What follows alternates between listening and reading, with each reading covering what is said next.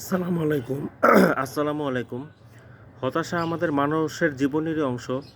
কারণ হতাশ হওয়াটা আসলে আমরা প্রত্যেকেই হই হতাশ কোনো কারণে। অনেকেই ভিন্ন, ভিন্ন কারণে আমরা হতাশ হই। কেউ হয়তো চাকরির পায় না এইজন্য হতাশ। কেউ কারো হয়তো দেখা গেছে যে অসুস্থ এজন্য হতাশ। তো আমরা অনেক সময় হাল ছেড়ে দেই। আসলে হাল ছেড়ে দেওয়াটা আসলে মোটেই উচিত না। কারণ হাল ছেড়ে দেওয়াতে আসলে কোনো আনন্দ নেই।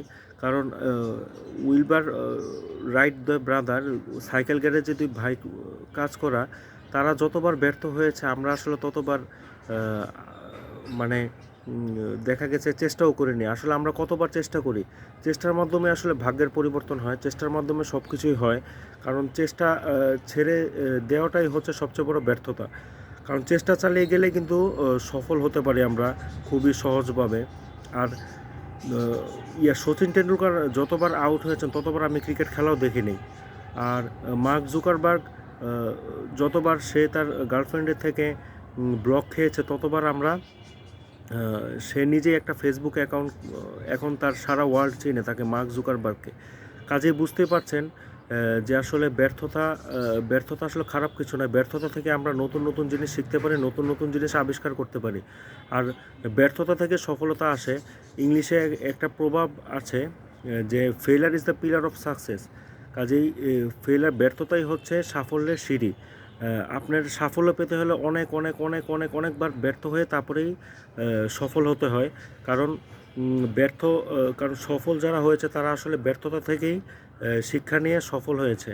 কারণ কেউ ১ বার ২ বারেই ৩ বারেই কেউ সফল হয় না। হাজার বার চেষ্টা করার পরেই সফল হয়।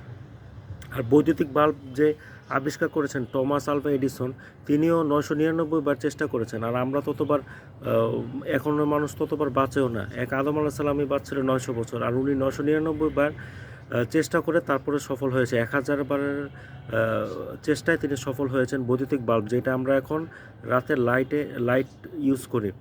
তো আমরা হাল ছেড়ে দেব না। হাল ছেড়ে দেওয়াতে কোনো আনন্দ নেই। চেষ্টা চালিয়ে যাব, ইনশাআল্লাহ সফল হব। আর সফল হলে অবশ্যই শুকরিয়া করব, ব্যর্থ হলে ধৈর্য ধারণ করব। কারণ ধৈর্য ধারণকারীকে আল্লাহ তাআলা পছন্দ করেন। আর ধৈর্যের পরেই রয়েছে সফলতা।